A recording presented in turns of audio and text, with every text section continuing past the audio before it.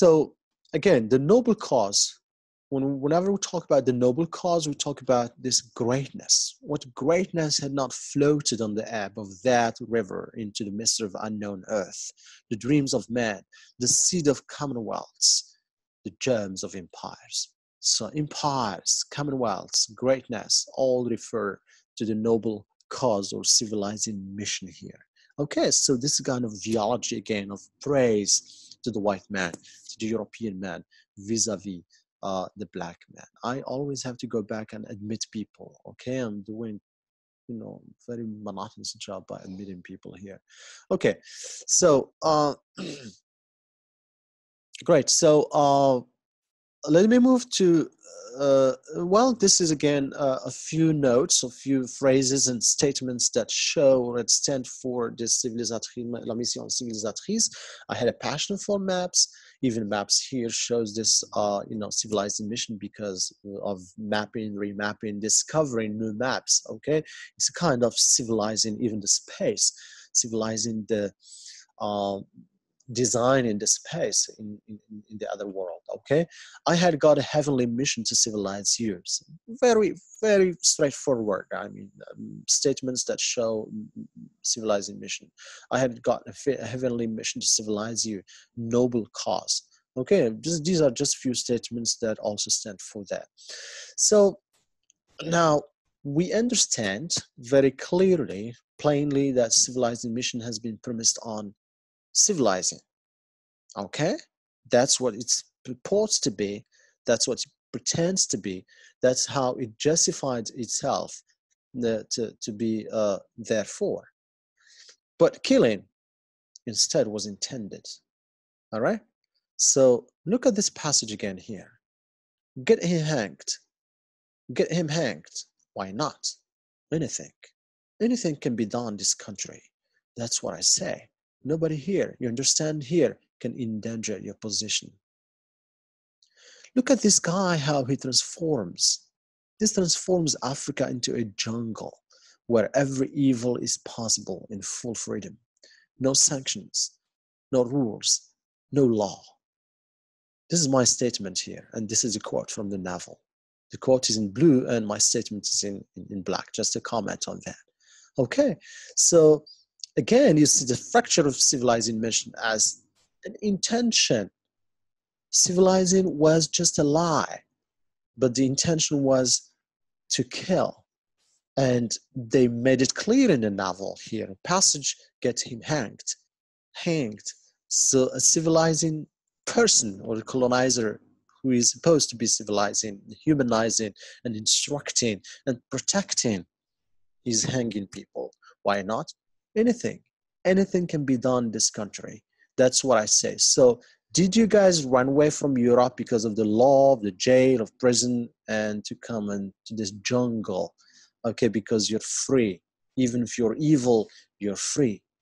That's the message conveyed here. Okay, so nobody here, you understand here, can endanger your position, which means you're what? You're a colonel, you're a lieutenant, you're you're a high senior in military. Just go ahead, do whatever you want. Hang people. Nobody's gonna say anything about it. No fuss about that. So Africa is pictured here as a jungle.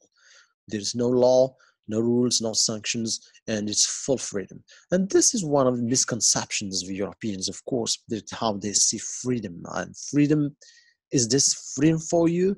I mean, this is how you see freedom, that you are even free to kill people and hang people and cut off their heads and decorate your houses with their heads. That's freedom. So the notion of freedom is revisited here. It should be revisited, actually. It should be rethought in this passage here. Okay? Then we have just a few other statements that show this civilizing mission again. Okay? Each station should be like a beacon. Beacon is that slight light that you can see in the darkness on the road towards better things. A center for trade, of course, but also for humanizing, improving, instructing.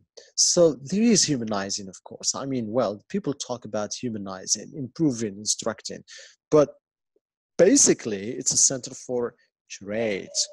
Trade is very much important, okay? Ivory is the end. So humanizing, improving, instructing are just the means, okay? The means are humanizing, improving, instructing, but the end is fortune, trade, self-credit, self-respect from the colonial empire, okay, to its peoples that went for this project. I was also part of this great cause of these high and unjust proceedings. Okay, the great cause. They call it a great cause. Great. The adjective "great" is not just like big. It's great. Azim. Okay, cause, which means that this is what happens in Africa. We went for greatness. You remember the other passage that talks about greatness. So the European man or white man is always referred to as a great man. Greatness is almost perfection. Greatness is beyond any thoughts. Okay, so but the white man associated or associates himself to this greatness here. I've been teaching one of these native women about the station, teaching. All right, so the white man comes here to teach, of course, and teaching is part of civilizing and instructing, teaching, they're just the same. So these words refer to the civilizing mission in general, the basic I mean, well, the pretense that they came for, the white man comes for. So look at this again here. Hunters for gold or pursuers of fame. You remember when we talked about he needs some self-respect, okay? Pursuers of fame. So all the characters in the novel, they came to this project, okay, as part of civilizing mission, but they want some fame for themselves. This, what Kurtz has been throughout the story, is that he's a great man, he's a famous man. He's a prodigy, well, he's got competencies and so on and so forth, but he's seeking fame and recognition from the European empire that sent him, or had sent him to that, to conduct the project, okay? Hunters for gold, hunters of gold, of course, gold remains only for as ivory for riches, the riches in Africa. They all had gone out on that stream, bearing the sword, okay, military, and often the torch.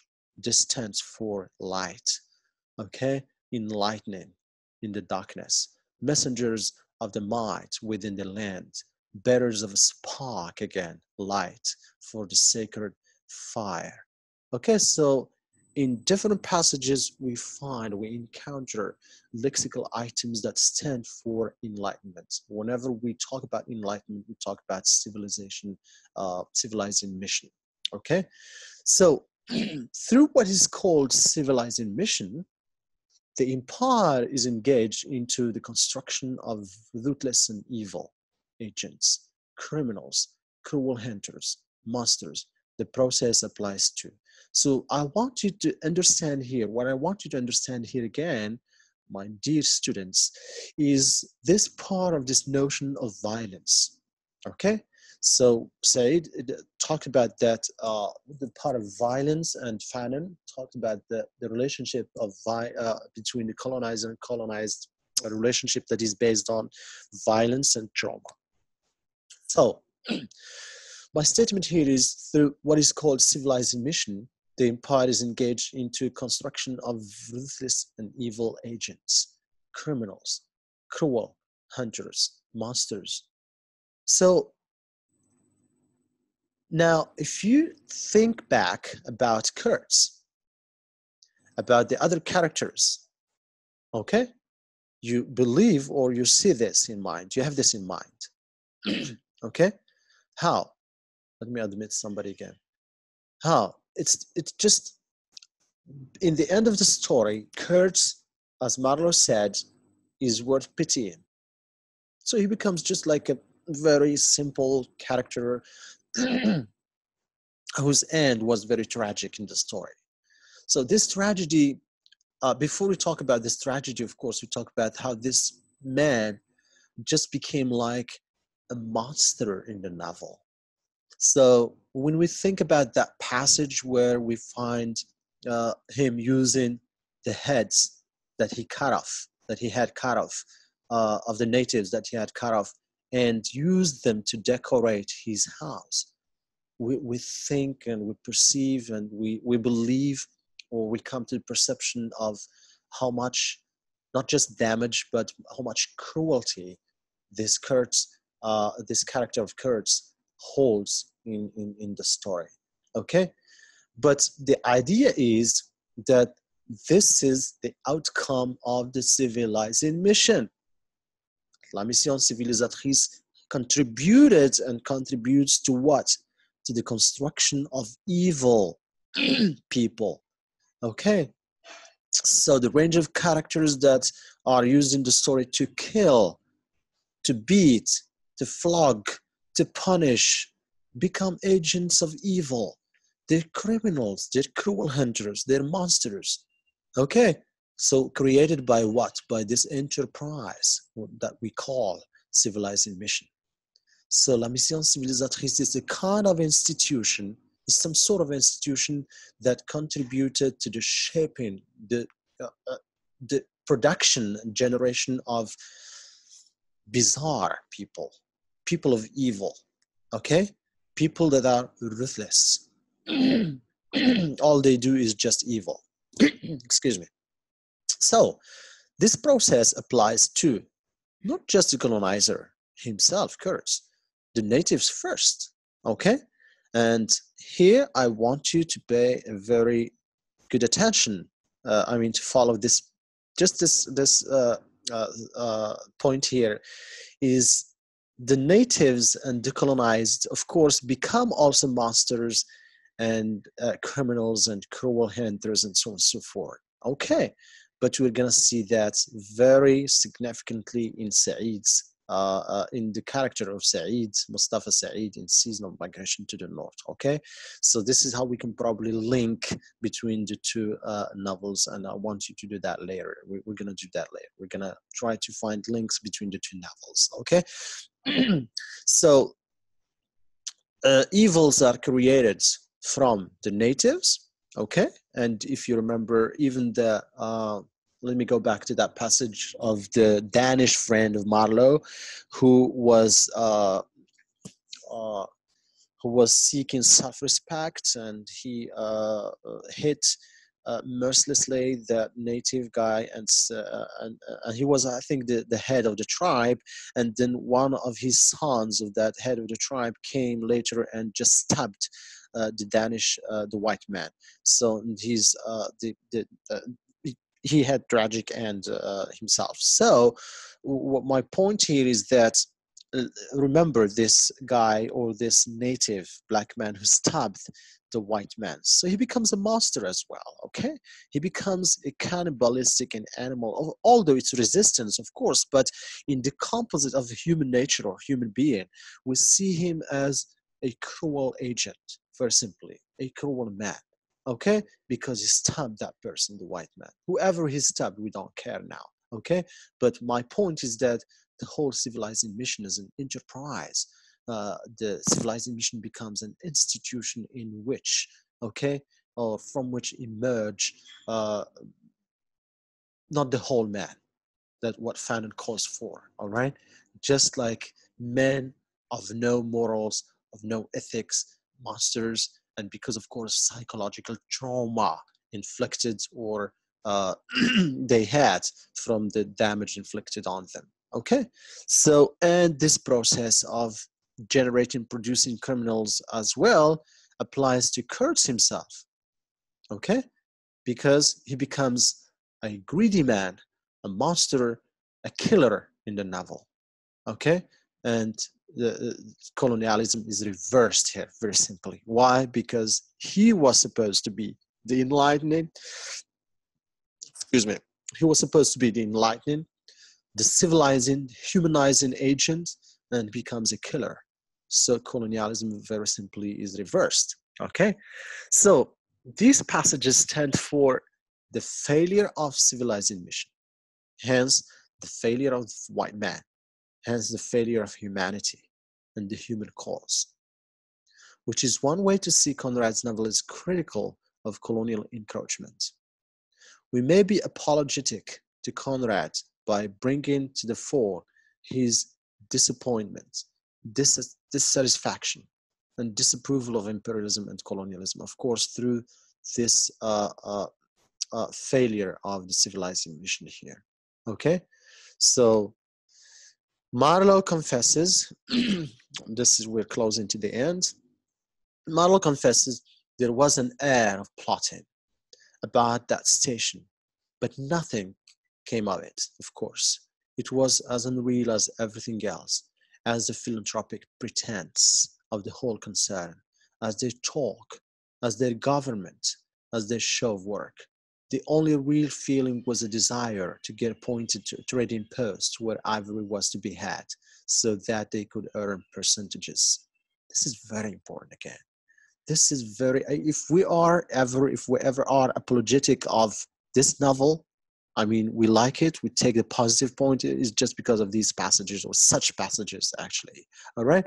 So there is a straightforward acknowledgement of the mission, the objective, the purpose of the mission, which is not really humanizing.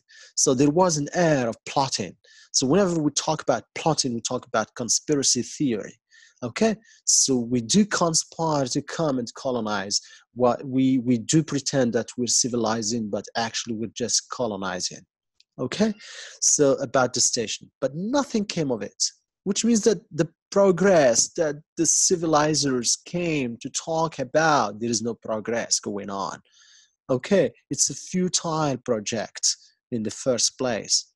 It was as unreal as everything else, as the philanthropic pretense. The whole enterprise, colonialist enterprise was based on philanthropic pretense, which means they want to do charity, they want to come to help people. It was just a pretense of the whole concern.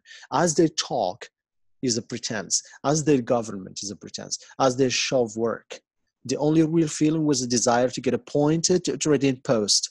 Everybody was just wanted to get appointed to a trading post. It's the trade. Marlowe said it many times in the earlier passage. I showed you. It was trade, of course. Trade, a post where ivory was to be had. It's ivory. It's fortunes. It's riches. That's all. So they could earn percentages, and these percentages, of course, literally, which means that money, and symbolically fame and reputation and self-respect, and being paid credits by the European empires. What else is the civilizing mission about by private interests? The whole mission was an illusion, a big lie. Okay, so so what I want to bring about here again is this, this great quotation or quote by Aimé Césaire again, and we talked a lot about Aimé Césaire last time, okay? But I just mentioned this quote, but I think I didn't write it on my slides, and now you have it here. I think decivilizes in italics, brutalizes in italics. So ponder with me, please. Take a minute to meditate on the quote, please. How colonization works to decivilize the colonizer, to brutalize him in the true sense of the word, to degrade him, to awaken him into buried instincts, to covetousness, violence, race hatred, and moral relativism. This is very significant for me, at least for me, okay? It's very, very significant for me because it summarizes the whole project of La Mission Civilisatrice. Okay, so colonialism and colonization for Césaire, it works. It's a process. It's working out a lot of things, and one of these things is to show us, to decivilize the colonizer. So the colonizer came to civilize. He just decivilizes instead. To brutalize him. Brutalize means to produce monsters and evils, agents of evil, instead of men of upright morals and ethics, in the true sense of the word. to degrade him. So we've been, Kurt was always praised, eulogized, the master, God, and symbol of the whole enterprise and omniscient. He knows every single thing. Okay, he becomes just degraded in the end of the story by his tragic end and by the atrocities he's responsible for. Okay, he becomes degraded maybe from that status of humane or humanity to status of cannibalism, savagery, and monster, to awaken him to bird instincts. So colonialism is used, and colonization is used just as a means to show us or to awaken this white man into bird instincts. Now we can see very plainly, clearly, the instincts of the white man through colonialism. Maybe if they stayed in Europe, in their own territories and lands, we wouldn't have discovered them, right? But now we can see them very plainly. Okay, we can see their cruel instincts brought to the fore, to covetousness, to greed, to extra super hyper greed, to violence, to race hatred, and moral relativism. So just their morality is very relative right now because instincts outweigh their morals and ethics. Okay, so the civilizer becomes the uncivilized, which MSZ calls again a terrific reverse shock. So, ladies and gentlemen, the last statement here is the premise as I see it is the empire has never, this is my statement, all right? The empire has never been in colonial territories to civilize. It has rather been there to evilize, if ever we can use this word here. Thank you so much. I'll open 5 to 10 minutes of discussion and questions from your side, and we'll wrap it up and call it a day in a short while, okay? So, if you have a question or a comment or an addition, and I hope you enjoyed this, please just raise your hands and I'll unmute your microphone because I can't unmute all of your microphones because of noise and echoes again. So, do you have any questions? Do you have any comments? Just raise your hand and I can unmute your microphone and everybody will be listening to you. All right. You're very welcome. So if you can't, there's an option of raise hand if you want to comment or ask a question. But if you can, just drop a message here in chat box. Okay. Any comments or any questions are welcome.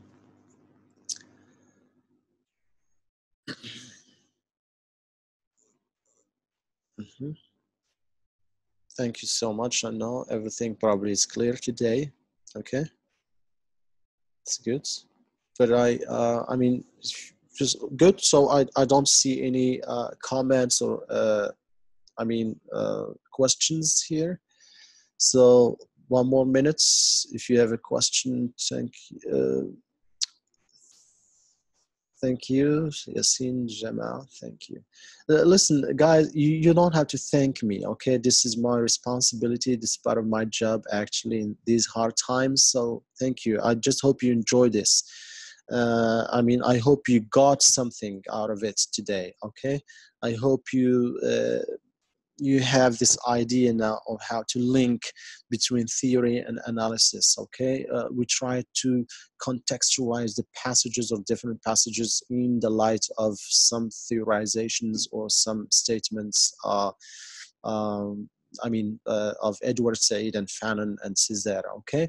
So as I said at the very beginning, it's not only about what I'm gonna give you as ideas, but also it's pedagogical side of this is here, and this pedagogical side is I hope all of you enjoyed this in terms of research, because I know you have your research projects and probably find sometimes hardship or hard times in linking theory and analysis, or in analyzing out of your introspection. But I want you to be able to see, as you have seen during this lecture, how we can put or use theory in the service of analysis. Very simply, okay? So thank you again. I hope, thank you, everything is clear. Good, great, thank you. All right. And one more thing, I think I like this Zoom platform today because really sometimes I get disconnected and so on and so forth. But today there was no problem whatsoever, and there were 46 participants, and these are the participants who are very interested, of course, and which is good. So I don't care about the number of participants. Okay, what I care about is just, you know, you come on time. I make everything clear, okay, or I give few things, that I share few things, and that's it. So if you don't have questions, then we'll just wrap it up. Oh, I have a question. Okay, who's this? What? Who is this? Tahar al-Budrari. If Kurds is symbol of European civilization, which brought evil to Africa, what Marlowe does stand for? What does Marlowe stand for? Well, Marlowe is a character, but before being a character, he's a narrator, okay?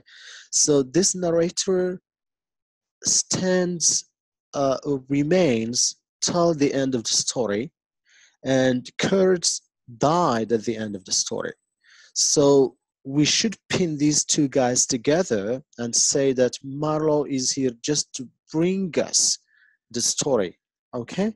To give us hints about every single character and every single station in the novel, okay? So, but we cannot really responsibilize Marlowe of being like symbol of European civilization here, because again, as we shall see in the next novel, we have this character who is most of the time shocked, okay?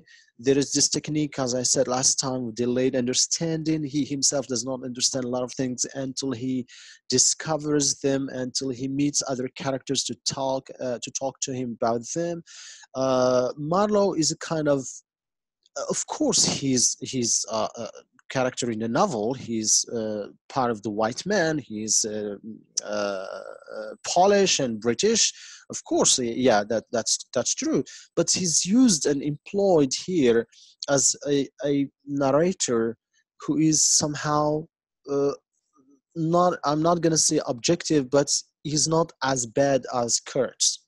Okay, we can't assume responsibility and cannot incriminate Marlowe as we incriminate Kurtz in this novel here. Okay, so Marlowe is bringing about or bringing up things that are very straightforward, that criticize the whole enterprise of colonialism. Okay, so everybody stands for Europeans, of course, but within those Europeans, there are peoples of morals, people who criticize the mission instead. Okay, all right, good. So I have a question. What does the native consider as evil and cruel while they are themselves victims? We're gonna see your question, Fatim Zahra Mumu. We're gonna see your question will be answered during the next novel, Season of Migration to the North. Okay, that's the best position, or that's the best context for this question.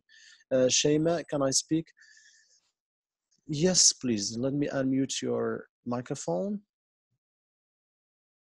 Okay, so, all right, Shema. Hi, Shema. Shema, can you hear me? Yes, I can hear you. Yes, please. We can hear you, yes. It's just a small idea concerning the Marlowe point that you just talked about. Yes, please. For me, what I paid attention to is that as if Marlowe, who is a white man, served us as like a contrast to the other white men who came because of the mission civilisatrice there, especially Kurds. Yeah. Because even though he's the narrator, we can like use him as the contrast to set and to see how how Kurtz is deeply like uncivilized, at least in comparison of Marlowe, because like you said, Marlowe keeps getting shocked, and he somehow with some objectivity is telling the story. Yeah. So Yeah. we see that even though Marlowe is the white man here and the European man, he is himself is shocked because of his own kind and what atrocities that his people made, and what atrocities that his people are doing. Mhm. So maybe Marlowe could symbolize the contrast between in the white people's civilization too. Okay. Thank you, Shema. Thank you very much. Okay. Can we, I have an idea. Why don't we situate Marlowe between two poles? All right. Let's take Kurtz as the extreme, the one extreme of European civilization, okay, the white man, and the natives as the other extreme, of course, and that's what we have in binary polarization, okay, two poles. And then let's situate Marlowe in the middle, okay? So he's narrating the story from the point of view of the white characters, and then he moves on the continuum to those characters, okay?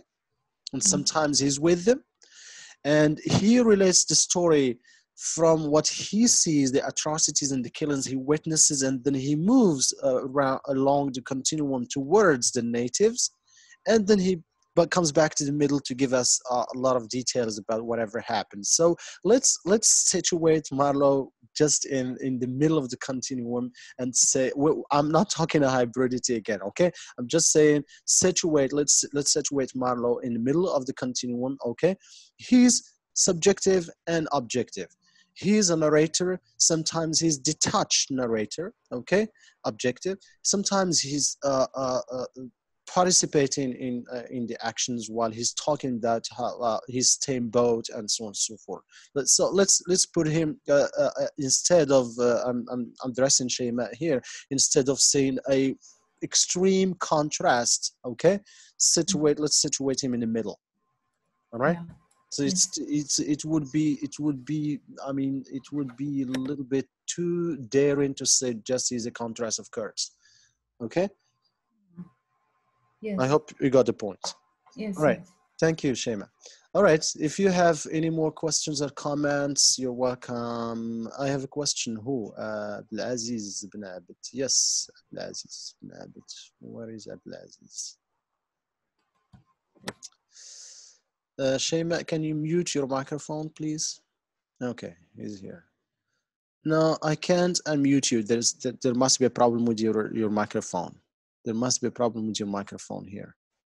There is no option such as mute or unmute. Okay. Yeah. Okay, so I hope you enjoyed this, guys, ladies and gentlemen. It's been 1 hour and a half now. Actually, we don't care about time. We could, could stay here forever talking about Marlowe and the killings and white civilization and the civilizing mission and the fractures it has and so on and so forth. But what I want you to do, please, this is just a request. Well, actually, you're required, not you're requested, to read Season of Migration to the North. Please read the novel, okay? The next lecture will be about that novel, and it's a great novel, okay? So I urge you to read it so that you can follow up with me in different lectures about that novel again. If we have time, then we're gonna do one short story, as I said. If we don't have time, we're gonna conduct a couple of sessions about Season of Migration to the North and try to find links between this novel, Conrad's novel, and Tayyib Saleh's novel, okay? Because they're different, of course, but they might encounter on different levels, on various levels, okay? So I wish you a happy day, and thank you so much, and stay safe, stay healthy, enjoy fun with your families, and I'll see you in the next lecture. I'll try to edit and split this lecture into a couple or 3 chunks and just upload them on YouTube channel. Okay, thank you so much again for being patient with me, and I'll see you next time. Bye everybody, take care.